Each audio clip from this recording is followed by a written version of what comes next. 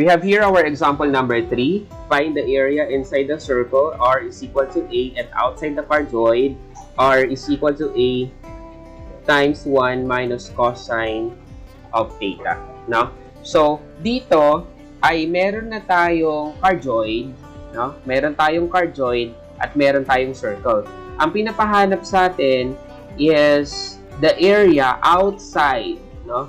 Outside, area inside the circle, tapos outside siya ng cardioid, no? So later, makikita natin kung ano itsura nito. So, ilagay muna natin ano ba yung itsura nitong cardioid na to. Hindi palibhasa cardioid ito, ay pareho na to sa example number 1 natin. As you can see in your example number 1, ang equation nito is r squared is equal to a squared, no? 1 minus sine of theta. So dito ay r lang siya. So there is a possibility na iba yung mukha niya.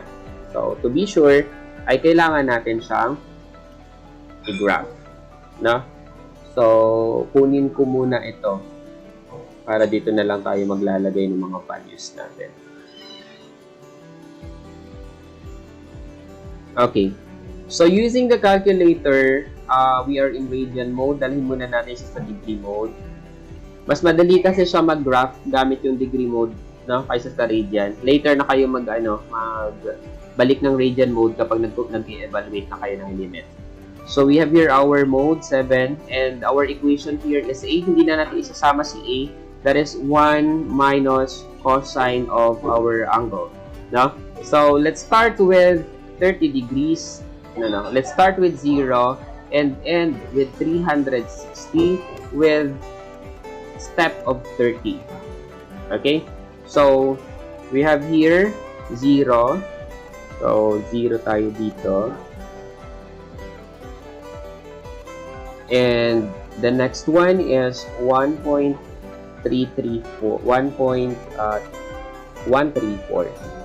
So, 0.134. Lagyan natin ng A kasi as you can see, meron tayong A dito sa equation natin. And we have here 0.5. So, this is 0.5 of A. And for the 90, so you have 1 for the 90. Since may A tayo, so times A. And then, we have 1.5. So, this is 1.5 of A. And then, we have here 1.87 tapos 2. And this is 2. And we have 1.87 and 1.5. And we have here 1. And then we have here 0.5, 134, 0. So as you can see here, yung symmetry natin, ito yung symmetry natin, oh. Ito ay equal dito. Ito equal doon. Itong A ay equal dyan. So, ang i-expect natin, yung kasunod niya, 0.5, ito yan, 0.5 din yan. Tapos, ang kasunod, 0.134, ayan yung 0.134. No? So, with this, we know na yung angle, 180, siya yung line of symmetry natin. Okay? So, drawing ulit tayo. Okay. So, since ang pinakamalaki natin dito is 2, so, maglalagay tayo ng isa pang circle, no? Na kalahati yung laki dito sa nagawa natin circle. Doon tayo sa point.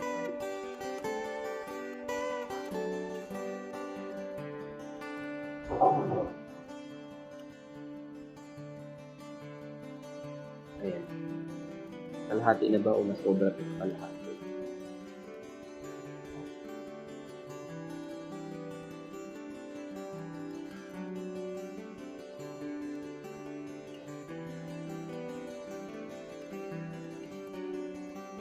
Okay. So, sketch na natin siya. Pero before that, ay ilalagay ko muna yung yung mga angles natin. So, we have here for 30 degrees. Tapos lahat naman may laman. And then, we have here for the 60 degrees.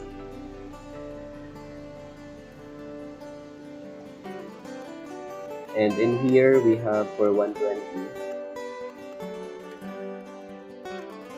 Okay. So, yung ano natin, yung circle natin, that is A. So, ito yung circle na nasa loob kasi this is A, this is 2A. So, ito yung circle na nasa loob, siya na ngayon yung graph nitong circle natin. Okay? So, dito na tayo kay cardioid. We have for the 30 degrees, wait lang, iurong ko lang ito ng konti. For 0, we have 0. No? Kay 0, wait lang, palitan ko yung degrees. For 0, we have 0. Tapos kay 30, we have 0.1. No? 0.1. Maliit lang yun. Mga dito banda. Tapos kay 60 degrees, we have 0.5. So, kalahati nitong circle na maliit sa loob. And for 90, we have 1. Dito na siya. And then for 120, we have 1.5. Dito na siya sa kalahati sa labas. And then for 150, 1.87. Dito na siya banda, malapit sa 2. So, 180, 2 na siya. Tapos, 1.87 ulit siya dito. Tapos, we have 1.5 here. And then, in here, we have 1. Tapos, dito, we have 300 na tayo. 0.5. Tayo sa 300. Tapos, sa 330, we have 0.1. Okay? So, if we are going to sketch the graph of our cardioid, no? Our cardioid looks like this.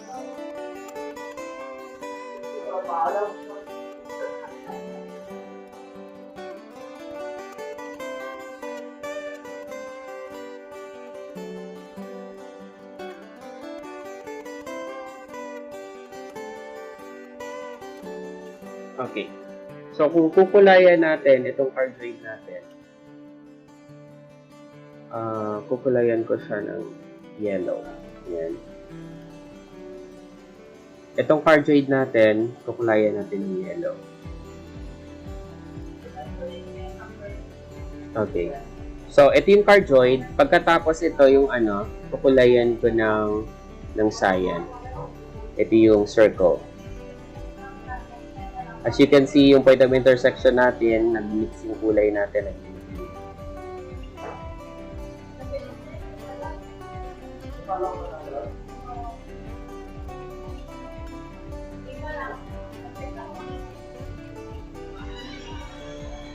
Okay. Ano ba yung pinapakompute sa atin? Ang pinapakompute sa atin is inside the circle but outside the cardioid. No? Inside the circle but outside the cardioid. No? Ito yun, no? Yung kulay cyan. Nasa loob siya ng circle, pero nasa labas siya ng cardioid. So, ibig sabihin, ito, yung area na to, yung kulay cyan, yung mag-blue, no? Siya yung kukompute natin, no? So, we are going to have now our differential of our area. And this is d theta, of course. And this is our radius r. Okay? So, for this, ang gagawin natin is since buo, no? Since buo kasi yung natin, ito lang yung kailangan natin, itong kalahati. Itong kulay cyan na to, maminusan lang natin nung area ng cardioid galing dito sa may paano ba nakulayan ko na kasi. Ito, hanggang dyan lang yung pinag-uusapan natin, no? Yung kalahati lang. Ngayon, ito yung makulay blue. Nakikita nyo ba yung mouse pointer ko? Ito yung kulay blue, cyan yung tawag dyan. Ito yung cyan natin, yan yung kailangan nating area. So, pero para makuha natin yung cyan na to na area, ang gagawin natin is, yung semicircle, no? Yung semicircle, yung kalahati ng circle, maminusan natin nung part ng cardioid. Na kung saan yung part ng cardioid na kailangan lang natin is, ito lang, yung part lang na to. Hindi na mag-mix yung kulay. Ko na lang, i-shade ko na lang ng blue. Ito to. yung area na to ng cardioid, no, yan yung ibabawas natin doon sa semicircle. Okay? So, with this, we have, ilagay muna natin yung mga equations natin. We have the equation of the circle, r is equal to a. Tapos yung cardioid natin is r is equal to a 1 minus cosine of theta. So, with this, kung titingnan natin, since symmetrical sila from 0 up to pi over 2, symmetrical siya from 0 up to pi over 2, what we are going to do is just to have our area, no, na galing sa 0 papuntang pi over 2, no? Ita times 2 natin. Pero we have the other option na gamitin itong negative pi over 2, no, yung kalahati, negative pi over 2 hanggang sa 2. Pero sabi ko nga, you can have the other option to have 0 papuntang pi over 2, ita times 2 mo lang, no? Pareho lang rin yung sagot nun. So, i-adapt na lang natin itong negative pi over 2 hanggang pi over 2. So, tingnan natin. We have our area is equal to the integral of 1/2 o 1/2 integral of r squared d theta, 'di ba? Para ito kay circle, no? Ima-minus natin yung 1/2 integral of r squared d theta para naman kay cardioid, no? So, this is for the circle, this is for the cardioid.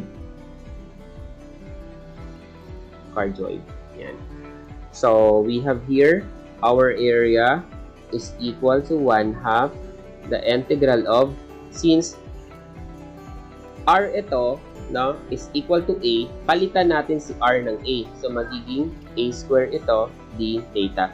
Limit natin, negative pi over 2 up to pi over 2. Minus 1/2. We have here for our cardioid integral, we have a squared kasi naka-square. So, i-square lang naman natin to. 1 minus cosine theta square d theta for the cardioid. So, evaluating our integral. So, we have here the integral is equal to 1/2. Now, since constant yan, hindi a squared ito, tapos theta. Okay? So, since pareho naman yung limit natin, ilagay na lang natin sa dulo mamaya. And, sige na nga, ilagay natin dito. Negative pi over 2 up to pi over 2.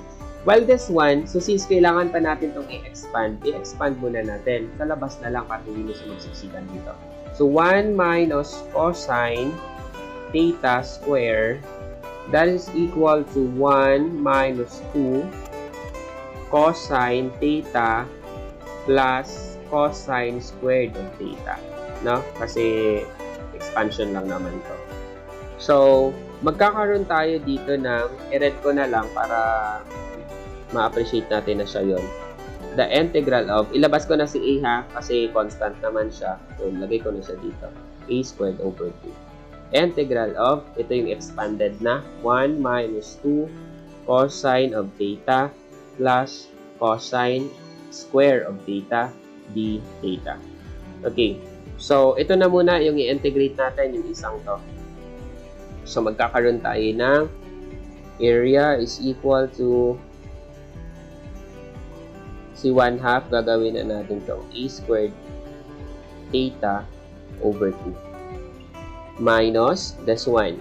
So, magkakaroon tayo ng a squared over 2. The integral of 1 is theta. Yan. Tapos, this one, i-distribute ko na agad sa loob ha. We have 2. No, distribute na agad natin. Ito, yung unang integral natin kanina. Ito yung pangalawa. So, para sa pangalawang integral, that is 2 over 2. So, 1 na lang siya. A squared na lang yung matitira doon. Tapos, negative times negative. So, magiging plus na siya doon. So, a squared. And the integral of cosine, no? Cos sine. So, positive yon. Positive sine of theta. Okay? And we have, for this one, since naka-square to, no?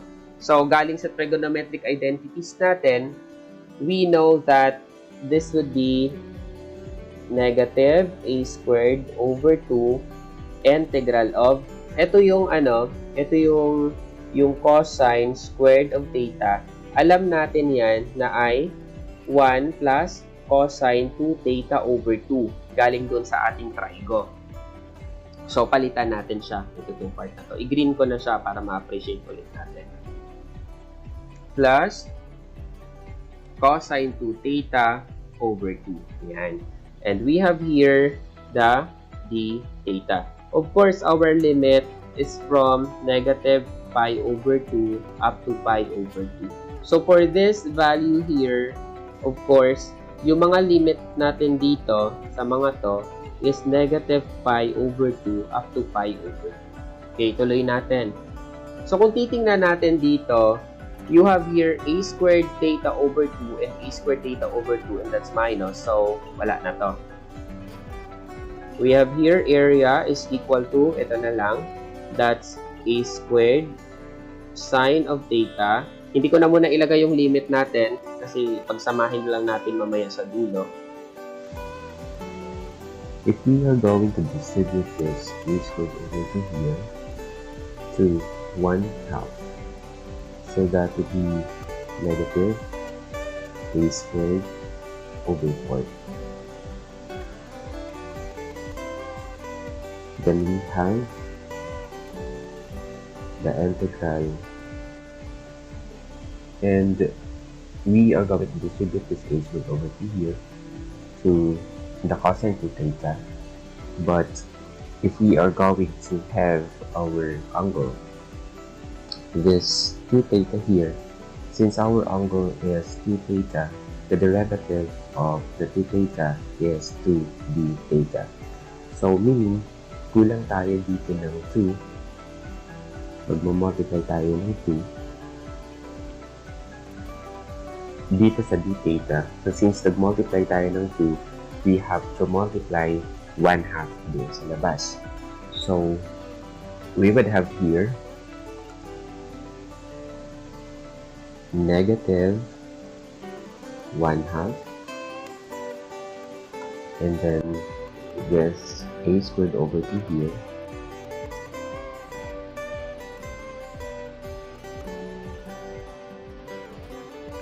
and we have another 1 half here, so we have 1 half. And since the derivative of the 2 theta here is 2d theta already, so pwede na natin kunan directly ng integral itong cosine of 2 theta. So the integral of cosine is sine, so we have here sine 2 theta from the limit of negative pi over 2 to positive pi over 2. So before we are going to substitute our upper and lower limit, so ang gagawin muna natin ay i-simplify muna natin ang equation natin. So we have here a squared sine of theta minus a squared theta over 4, and this is a squared, so we have here 2 times 2 times 2, that's 8, and this is sine 2 theta. So our limit is negative pi over 2 to positive pi over 2. Now substituting the limit here, so we have, for the upper limit, we have a squared sine of pi over 2 minus a squared multiplied by pi over 2 over 4 minus a squared over 8 sine of 2 pi over 2 minus our lower limit, so we have here a squared sine of negative pi over 2 minus a squared times negative pi over 2 over 4 minus a squared over 8 sine of 2 multiplied by negative 5 over 2. So computing for the value of sine pi over 2, so we have here sine of pi over 2, so make sure that our calculator is set in radian mode, and this is equal to 1. So we have here 1, and since this is sine of 2 times pi over 2, so that is just sine pi, so we have sine pi, and this is equal to 0. This is equal to 0. And our negative pi over 2, so we have here sine of negative pi over 2. This is negative 1.